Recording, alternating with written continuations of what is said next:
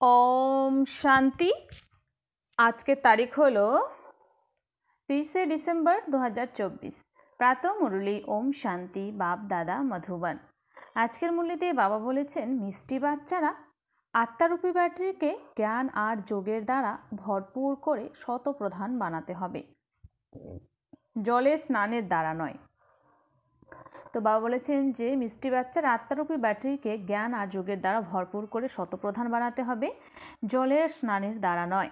প্রশ্ন, এই সময় সকল মনুষ্য আত্মাকে এরকম বিভ্রান্ত কে বানিয়েছে? সে কেন সবাইকে বিভ্রান্ত করে দেয়? উত্তর, রাবণ সবাইকে বিভ্রান্ত করে দেয় কারণ সে নিজেও ওই রকম বিভ্রান্ত আর নিজের কোনো ঘর নেই। রাবণকে কেউ বাবা বলে ডাকবেও না, তো বাবা পরমধাম ঘর থেকে এখানে আসেন নিজের বাচ্চাদেরকে সেই ঠিকানায় নিয়ে যাবার জন্য। এখন তোমরা ঘরে ফেরা রাস্তা জেনে গেছো, তাই তোমরা আর বিভ্রান্ত হয়ে ঘুরে বেড়াও না। তোমরা বলো আমরাই সবার আগে বাবার থেকে আলাদা হয়েছিলাম, এখন আমরাই সবার আগে ঘরে ফিরব। ওম শান্তি। মিষ্টি মিষ্টি বাচ্চারা এখানে বসে বুঝতে পারে যে এনার মধ্যে শিব বাবা এসেছেন এবং তিনি যেভাবেই হোক আমাদেরকে সাথে করে ঘরে নিয়ে যাবেন। ওটা তো আত্মাদের নিবাসের স্থান, তাই না? এটা জেনে আত্মারা অবশ্যই খুশি হয় যে অসীম জগতের বাবা এসে আমাদেরকে সুন্দর সুন্দর ফুল বানাচ্ছেন, কোনো বস্ত্র ইত্যাদি পরাচ্ছেন না। এটাকে বলা হয় যোগ বল অথবা স্মরণের শক্তি। টিচারের যেরকম পদ মর্যাদা সেরকম পদ মর্যাদা তিনি অন্যান্য বাচ্চাদেরকেও দেন। পড়াশোনার দ্বারা স্টুডেন্ট বুঝতে পারে যে আমি এরকম হব। তোমরাও এখন বুঝেছো যে আমাদের বাবা একাধারে টিচার এবং সদ্গুরু। এ হলো সম্পূর্ণ নতুন কথা। আমাদের বাবাই আমাদের টিচার, আমরা তাকেই স্মরণ করি। তিনি আমাদেরকে শিক্ষা দিয়ে এরকম বানাচ্ছেন। আমাদের অসীম জগতের বাবা আমাদেরকে ঘরে ফিরিয়ে নিয়ে যেতে এসেছেন। রাবণের কোনো ঘর থাকে না, ঘর থাকে রামের। শিব বাবা কোথায় থাকেন? তোমরা সাথে সাথে উত্তর দেবে যে পরম ধামে। রাবণকে তো কেউ বাবা বলে ডাকবে না, রাবণ কোথায় থাকে কেউ জানে না। এরকম কখনোই বলা যাবে না যে রাবণ পরম ধামে থাকে, তার তো থাকার কোনো ঠিকানাই নেই। সে নিজেও বিভ্রান্তের মতো ঘুরতে থাকে আর তোমাদেরকেও বিভ্রান্ত করে দেয়। তোমরা কি কখনো রাবণকে স্মরণ করো? কখনোই নয়। সে তোমাদেরকে কত দিক ভ্রান্ত করে দিয়েছে। শাস্ত্র পড়ো, ভক্তি করো ইত্যাদি আরও কত কিছু। বাবা বলেছেন এটাকে ভক্তি মার্গ বা রাবণ রাজ্য বলা হয়। গান্ধীজিও বলতো যে রাম রাজ্য হোক। এই রথেই তো আমাদের শিব বাবা এসেছেন। তিনি হলেন সর্বশ্রেষ্ঠ পিতা, সকল আত্মাকে তিনি বাচ্চা বাচ্চা বলে সম্বোধন করেন। এখন তোমাদের বুদ্ধিতে আত্মিক পিতা রয়েছেন আর আত্মিক পিতার বুদ্ধিতে রয়েছে তোমরা, অর্থাৎ আত্মিক বাচ্চারা। কারণ আমাদের মধ্যে কানেকশন সেই মূল বতন থেকে। আত্মা পরমাত্মা অনেক দিন আলাদা থেকেছে, ওখানে তো আত্মারা বাবার সাথে একসঙ্গে থাকে, তারপর নিজের পার্ট প্লে করার জন্য আলাদা হয়ে যায়। অনেক দিনের হিসাব মেটাতে হবে। বাবা বসে থেকে এইসব বলেছেন। তোমরা এখন পড়ছো, তোমাদের মধ্যেও আবার ক্রমানুসারে কয়েকজন ভালোভাবে পড়াশোনা করে। ওরাই আবার আগে আমার কাছ থেকে আলাদা হয়েছিল, এখন ওরাই আমাকে বেশি করে স্মরণ করবে এবং তারপর সবার আগে আমার কাছে আসবে। বাবা নিজে বসে থেকে বাচ্চাদেরকে সৃষ্টি চক্রের গভীর রহস্য বোঝাচ্ছেন, যেগুলো অন্য কেউ জানে না। এগুলো হলো গভীর অথবা গভীরতম রহস্য। তোমরা জানো যে বাবা ওপরে বসে থেকে বোঝান না, তিনি এখানে এসে বলেন আমি হলাম এই কল্পবৃক্ষের বীজ। এই মনুষ্য সৃষ্টির বৃক্ষকেই কল্পবৃক্ষ বলা হয়। দুনিয়ার মানুষ তো কিছুই জানে না, কুম্ভকর্ণের মতো ঘুমিয়ে আছে। বাবা এসে জাগাচ্ছেন, তোমাদের মতো বাচ্চাদেরকে জাগিয়েছেন। বাকিরা এখনও ঘুমিয়ে আছে। তোমরাও কুম্ভকর্ণের মতো আসরিক নিদ্রায় আচ্ছন্ন ছিলে, বাবা এসেই জাগিয়েছেন। বাচ্চারা উঠে পড়ো, তোমরা অলস্যতা বশত শুয়ে আছো, এটাকে বলা হয় অজ্ঞান নিদ্রা। ওরকম নিদ্রা তো সবাই করে, সত্যযুগেও করে। এখন সবাই অজ্ঞান নিদ্রাতে আচ্ছন্ন, বাবা এসে জ্ঞান শুনিয়ে সবাইকে জাগাচ্ছেন। তোমরা বাচ্চারা এখন জেগেছো, তোমরা জানো যে বাবা আমাদেরকে নিয়ে যেতে এসেছেন। এখন তো এই শরীর আর আত্মা দুটোই কোনো কাজের নয়, দুটোই পতিত অথবা খাত মিশ্রিত হয়ে গেছে। এটাকে 9 ক্যারেট বলা যাবে। খাঁটি সোনা তো 24 ক্যারেটের হয়, বাবা এখন তোমাদেরকে 24 ক্যারেটের দুনিয়ায় নিয়ে যেতে চাইছেন। তোমাদেরকেও আত্মাদেরকে খাঁটি গোল্ডেন এজেট বানিয়ে দিচ্ছেন। ভারতকে তো সোনার চড়ুই পাখি বলা হতো, এখন তো লোহা কিংবা নুড়ি পাথরের পাখি বলা যাবে। তবে এখনও চেতনা রয়েছে, এগুলো সব বোঝার বিষয়। যেভাবে আত্মাকে বুঝেছ সেভাবে বাবাকেও বোঝা যায়। বলা হয় ঝলমলে উজ্জ্বল তারার মতো, খুব ছোট তারা। ডাক্তাররাও অনেক চেষ্টা করেছে দেখার জন্য, কিন্তু এত সূক্ষ্ম যে দিব্য দৃষ্টি ছাড়া একে দেখা সম্ভব নয়। কেউ বলে আত্মা চোখ দিয়ে বেরিয়ে গেছে, কেউ বলে মুখ দিয়ে বেরিয়ে গেছে, কিন্তু বেরিয়ে গিয়ে আত্মা কোথায় যায়? অন্য কোনো শরীরে গিয়ে প্রবেশ করে?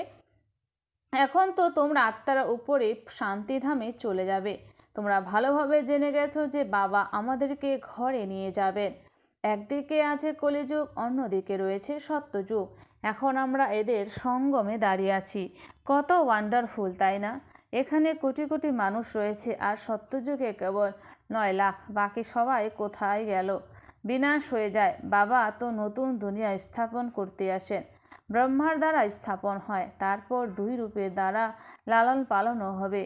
এমন নয় যে 4 হাত বিশিষ্ট কোনো মানুষ থাকবে, তাহলে তো কোনো সৌন্দর্যই থাকবে না। বাচ্চাদেরকেও বোঝানো হয় যে শ্রী শ্রী লক্ষ্মী এবং শ্রী নারায়ণের কম্বাইন রূপকে চতুর্ভুজ দেখানো হয়। শ্রী মানে শ্রেষ্ঠ। ত্রেতা যুগে 2 কলা কম হয়ে যায়। বাচ্চারা এখন যেসব জ্ঞান শুনছে সেগুলোকে মনে রাখতে হবে। 2টো জিনিসই মুখ্য। বাবাকে স্মরণ করো, অন্য কেউ বুঝতে পারবে না। বাবাই হলেন পতিত পাবন সর্বশক্তিমান। একটা গান আছে না, যে বাবা তুমি আমাদেরকে আকাশ পৃথিবী সব কিছু দিয়েছো, এমন কোনো জিনিস নেই যেটা তুমি আমাদেরকে দাওনি। সমগ্র বিশ্বের রাজত্ব দিয়েছো। তোমরা জানো যে লক্ষ্মীনারায়ণই একদিন বিশ্বের মালিক ছিল, তারপর ড্রামার চক্র আবর্তিত হয়েছে। এখন পুরুষার্থের ক্রমানুসারে সম্পূর্ণ নির্বিকার হতে হবে। তোমরা জানো যে বিকারগ্রস্ত থেকে নির্বিকার এবং নির্বিকার থেকে বিকারগ্রস্ত অসংখ্য বার এই 84 জন্মের পার্ট প্লে করেছি। এর সংখ্যা গোনা সম্ভব নয়। জনসংখ্যা হয়তো গোনা সম্ভব, কিন্তু কতবার তমপ্রধান থেকে শতপ্রধান আর শতপ্রধান থেকে তমপ্রধান হয়েছ তার হিসাব বার করা সম্ভব নয়। বাবা বলেন এটা 5000 বছরের চক্র, এটা ঠিক। 1,00,000 বছরের চক্র হলে তো মনে রাখাই সম্ভব নয়। এখন তোমরা গুণ ধারণ করছো, জ্ঞানের 3য় নেত্রও তোমরা পেয়ে যাও। এই চোখ দিয়ে চর্মচক্ষু মানে তোমরা পুরাতন দুনিয়াটা দেখো। যে 3য় নেত্র তোমরা পেয়েছো সেটা দিয়ে নতুন দুনিয়া দেখতে হবে। এই দুনিয়াটা তো কোনো কাজের নয়, একেবারে পুরাতন দুনিয়া। নতুন আর পুরাতন দুনিয়ার মধ্যে অনেক পার্থক্য। তোমরা জানো যে আমরাই নতুন দুনিয়ার মালিক ছিলাম। 84 জন্ম নিতে নিতে এরকম হয়ে গেছি।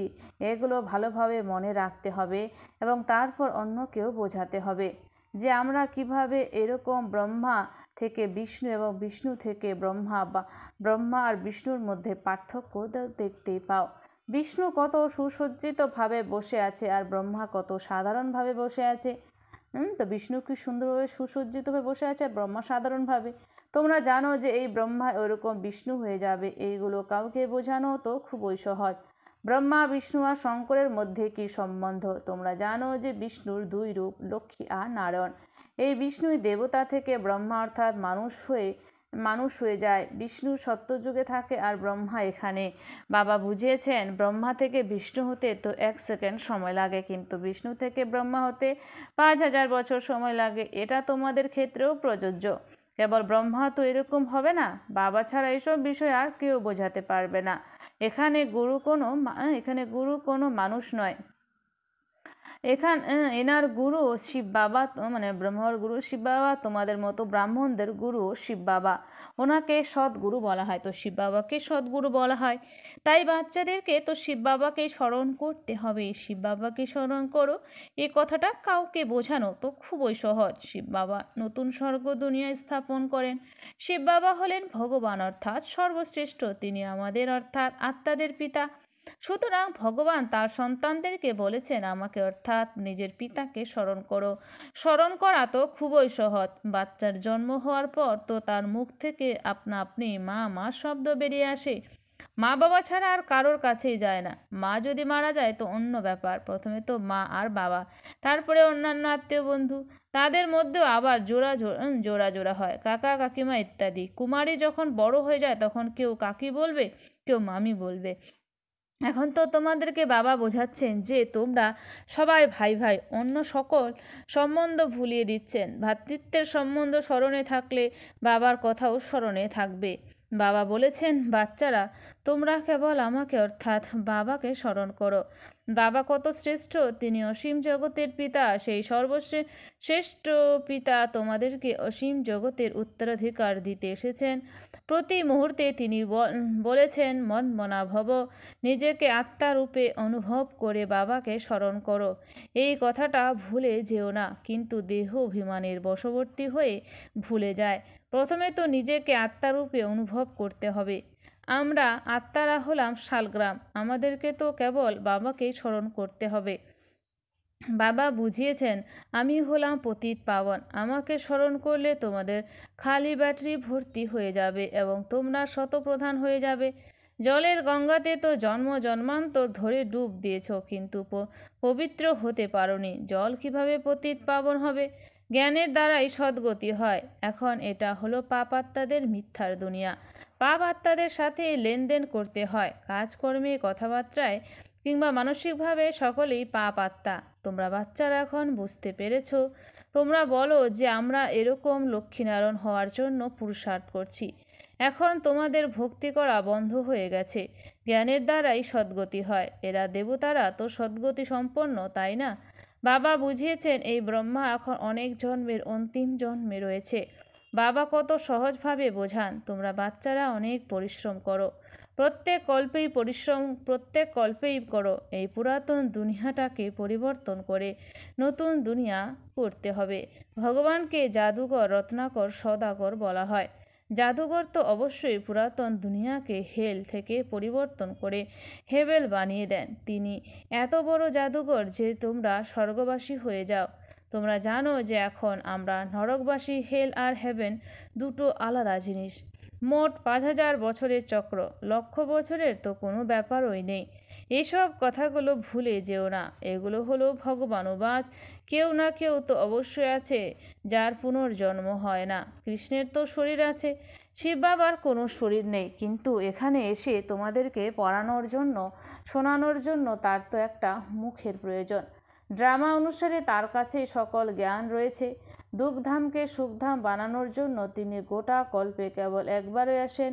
সুখ শান্তির উত্তরাধিকার নিশ্চয়ই বাবার কাছ থেকেই প্রাপ্ত হয়েছিল। তাই তো মানুষ এগুলো পেতে চায় এবং তার জন্য বাবাকে স্মরণ করে। দেখো বাবা কত সহজভাবে জ্ঞান শোনান।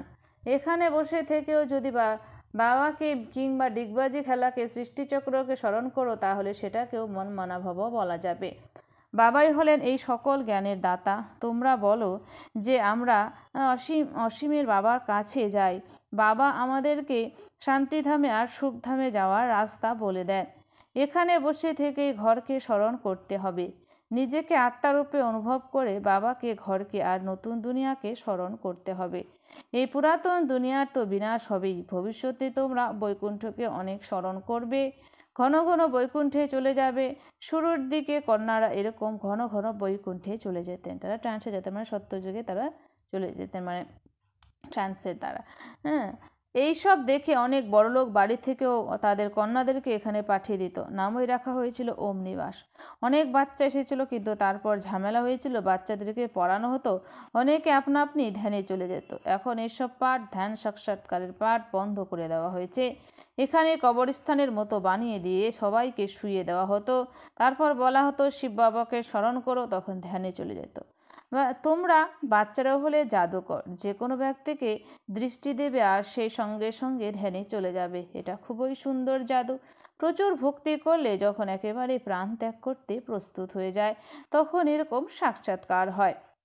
এখানে বাবা নিজে এসেছেন তোমাদের মতো বাচ্চাদেরকে পড়িয়ে উঁচু পথ প্রাপ্ত করান। ভবিষ্যতে তোমরা বাচ্চারা অনেক কিছু সাক্ষাৎকার করবে। এখনই যদি কেউ বাবাকে জিজ্ঞাসা করে, তবে বাবা বলে দেবেন যে কে গোলাপ ফুল, কে চাপা ফুল, কে টগর ফুল আর কে জবা ফুল। আচ্ছা, মিষ্টি মিষ্টি হারানেদি বাচ্চাদের প্রতি মাতা পিতা বাপ দাদা স্মরণে স্নেহ সুমন আর সুপ্রভাত। আত্মাদের পিতা তার আত্মারূপী বাচ্চাদেরকে জানাচ্ছে নমস্কার। আমরা সমস্ত আত্মারূপী বাচ্চারা জানাই মাতা পিতা বাপ দাদাকে স্নেহ সুমন আর নমস্কার। ধারণার জন্য মুখ্য সার। 1 নম্বর, সকল দৈহিক সম্বন্ধ ক্যান্সেল করে আত্মারা হলো ভাই ভাই সেটা নিশ্চয় করতে হবে। সকল দৈহিক সম্বন্ধ ক্যান্সেল করে আত্মারা হলো ভাই ভাই সেটা নিশ্চয় করতে হবে। বাবাকে স্মরণ করে সম্পূর্ণ উত্তরাধিকারের যোগ্য হতে হবে। বাবাকে স্মরণ করে সম্পূর্ণ উত্তরাধিকারের যোগ্য হতে হবে। 2, পাপ আত্মাদের সঙ্গে লেনদেন করা উচিত নয়। বলছেন যে পাপ আত্মাদের সঙ্গে লেনদেন করা উচিত নয়। সবাইকে অজ্ঞান নিদ্রা থেকে জাগিয়ে শান্তিধাম সুখধাম যাওয়ার রাস্তা বলে দিতে হবে। সবাইকে অজ্ঞান নিদ্রা থেকে জাগিয়ে শান্তিধাম সুখধাম যাওয়ার রাস্তা বলে দিতে হবে। বরদান, মন বুদ্ধির একাগ্রতার দ্বারা সর্বসিদ্ধি প্রাপ্তকারী সদা সমর্থ আত্মা ভব। মন বুদ্ধির একাগ্রতার দ্বারা সর্বসিদ্ধি প্রাপ্তকারী সদা সমর্থ আত্মা ভব। স্পষ্টীকরণ, সর্বসিদ্ধিগুলিকে প্রাপ্ত করার জন্য একাগ্রতার শক্তিকে বৃদ্ধি করো। বা বলছেন যে সর্বসিদ্ধিগুলিকে প্রাপ্ত করার জন্য একাগ্রতার শক্তিকে বৃদ্ধি করো। এই একাগ্রতার শক্তি সহজেই নির্বিঘ্ন বানিয়ে দেয়। বা বলছে এই একাগ্রতার শক্তি সহজেই নির্বিঘ্ন বানিয়ে দেয়। পরিশ্রম করতে হয় না। এক বাবা দ্বিতীয় কেউ নয়, এর সহজ অনুভব হয়। সহজেই একরস স্থিতি হয়ে যায়। সকলের প্রতি কল্যাণের বৃত্তি ভাই ভাইয়ের দৃষ্টি থাকে। বলছেন সকলের প্রতি কল্যাণের বৃত্তি ভাই ভাইয়ের দৃষ্টি থাকে, কিন্তু একাগ্র হওয়ার জন্য এতটাই সমর্থ হও যে মন বুদ্ধি সদা তোমাদের অর্ডার অনুসারে চলবে। বলছে এতটাই সমর্থ হও যে একাগ্র হওয়ার জন্য এতটাই সমর্থ হও যে মন বুদ্ধি সদা তোমাদের অর্ডার অনুসারে চলবে। স্বপ্নেও 1 সেকেন্ডের জন্য দোলাচল হবে না। স্বপ্নেও 1 সেকেন্ডের জন্য দোলাচল হবে না। স্লোগান, কমল পুষ্পের সমান পৃথক থাকো, তাহলে প্রভুর প্রিয় একমাত্র পাত্র হয়ে যাবে। কমল পুষ্পের সমান পৃথক থাকো, তাহলে প্রভুর প্রিয় পাত্র হয়ে যাবে। আচ্ছা, ওম শান্তি। ধন্যবাদ বাবা আজকের এই সুন্দর মিষ্টি মুরলির জন্য।